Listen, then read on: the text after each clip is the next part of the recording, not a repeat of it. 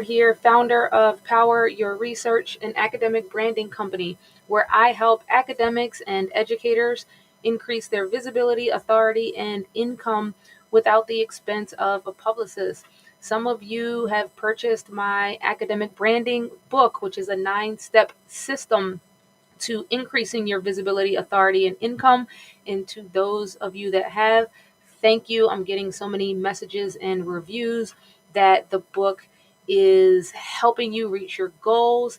And some of you are telling me that you've already sat down and read it from start to finish within a couple of weeks. So that is amazing. For those of you that do not have a copy of Academic Branding, click the link somewhere around this video, depending on where you're watching this, and get the Academic Branding book so that you can get to the next level in your journey.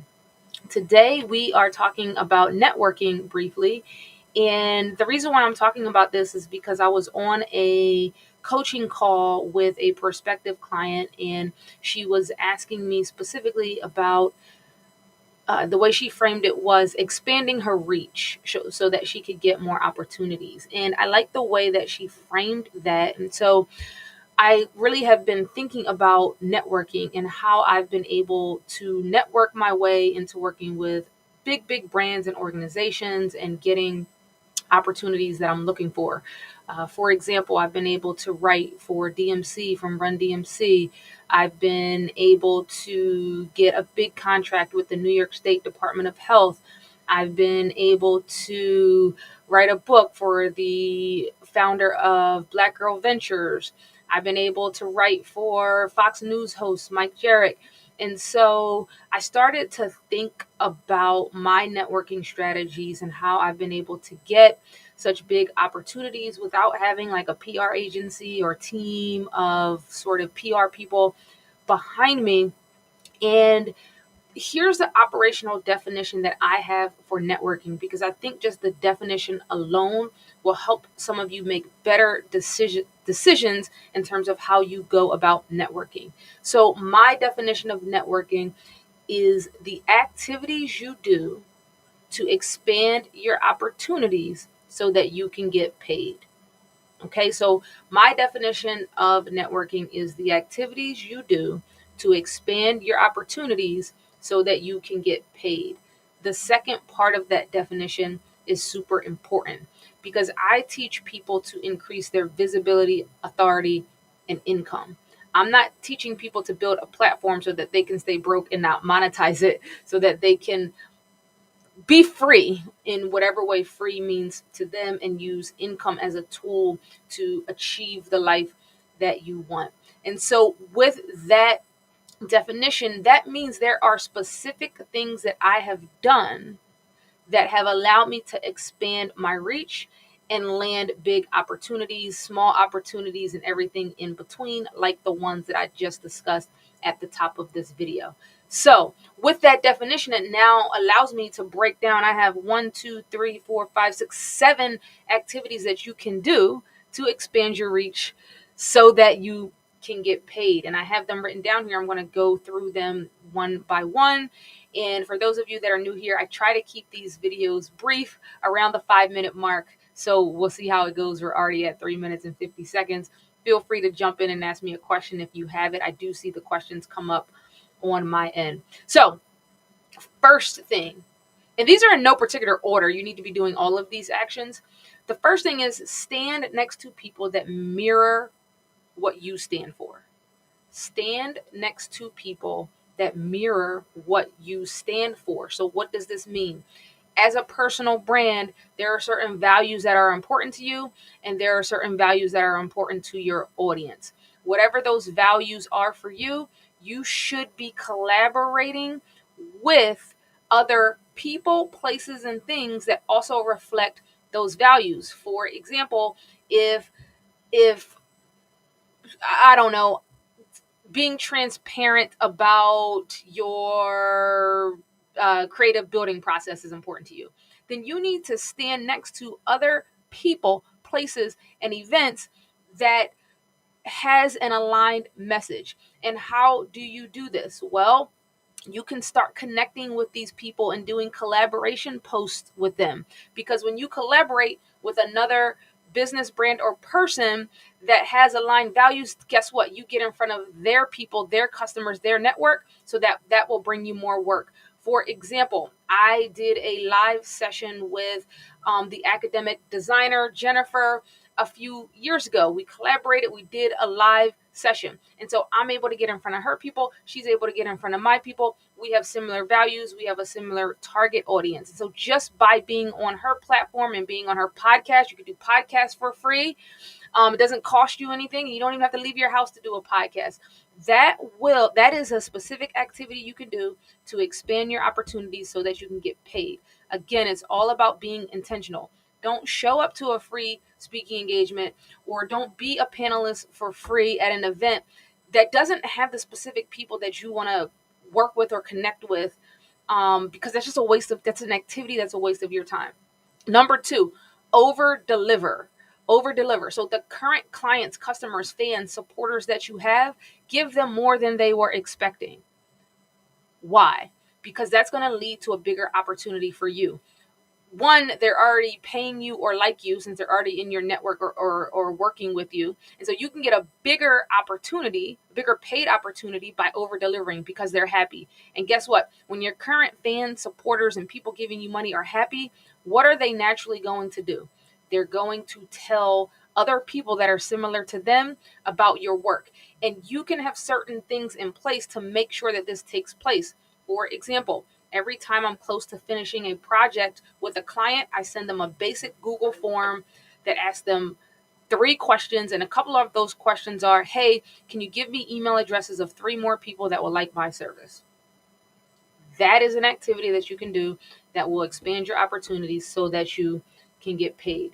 The other thing, be a panelist in specific rooms. So a lot of people with PhDs get asked to do a lot of events for free. Can you show up here? Can you do this? And we're saying yes to too many things because you can be in the wrong network of people that are sending you back crappy opportunities that don't make sense for you.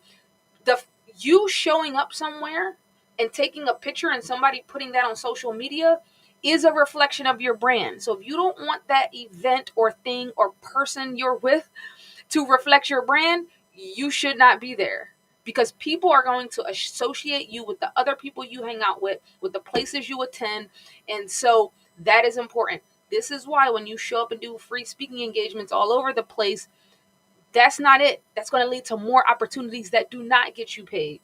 And so be a panelist with intention. Show up to an event and participate with intention. And this leads me into the next one, which is attend events, creator talks, workshops, sessions, personal development sessions. Just be there in the space, because I don't go to networking events that are marketed as networking events. A networking event has never produced any fruitful opportunity for me, because most people there are there just to talk about themselves, and they'll walk right past you if they do not recognize you. They're not there to network. They're there to flex.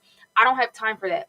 But attending events with like-minded, similar people, if I go to a writing conference, if I go to a creator talk about brand building, if I go to a personal development workshop, those people are there to talk and meet each other. Even if you're just talking about the topic of the thing that you're interested in. That's how you build relationships and reach new opportunities that are going to get you paid. Next, be a part of and active in specific communities. Be a part of and keyword active in specific communities. I am a member of a number of co-working spaces that have particular missions. And one particular co-working space has a mission around connection and building and finding other people who are creative and on an entrepreneurship journey. Those people are there to talk and connect, and just showing up, participating, applying to all of the opportunities in this co-working space just really leads to some significant opportunities. Lots of grants that they send us, all types of things. Find specific communities in your neighborhood, in your geographical area, and even online that brings a bunch of people, like-minded people together, and start being active. It's not good enough to just be a part of the community. You have to be active. And on top of that, The people out here that have brands that you like, show up to their thing and communicate and buy their things. And you will be able to actually connect with those big brands that you appreciate and like. I can talk more about that in another video because we're running out of time. We're beyond 10 minutes at this point. But there's two more. Think about your current network, your existing people. Within your current network, there are different types of people that can connect you to opportunities. One type of person in your network are called plugs. Plugs are people that are always looking out for you and sending you opportunities. You know who these people are because they might always be forwarding you things or telling you about opportunities. There are also people who are plugs that you're not doing a good job of staying in touch with. So the people that you have a historical record of trying to help you and sending you opportunities, you need to be checking in with them every 2 months, every 3 months. This could look like just sending them a text message and say, hey, I saw this article and I thought about you. You also sending them opportunities. You connecting with them and responding to their social media so you're top of mind. All of those things are going to lead to the people who are already interested in helping you, that are already currently in your network, sending your stuff to more people and connecting you to more people. This has been super, super, super important to me. Notice how a lot of these revolve around communication and communicating with people on a consistent basis in some way, shape, or form. And the next one is to inform, ask, and connect with current and past clients. And we talked about this a little bit already. Current people that are already paying you are your best source of marketing and your best source of expanding your network. I send emails to past clients that I know were happy with my work every 3 months. I'll just go down the list of these people and check in with them. Hey, I know you really enjoyed the last project. Just letting you know that I'm here to help you with anything you need in terms of writing and building your brand. Simple. Let me know if you need anything. Most times they might say, hey, I'm good. But when something does come up, they're going to remember you because you've checked in with them quarterly. It's all about staying top of mind. So these are just some activities that you can do to get opportunities that lead to getting you paid. I have a whole bunch more. But I hope this helps somebody out there. Let me know if you have any questions, comments. I'll circle back and look at those. And make sure you share, like, and save this. And go ahead and order the academic branding book. All right.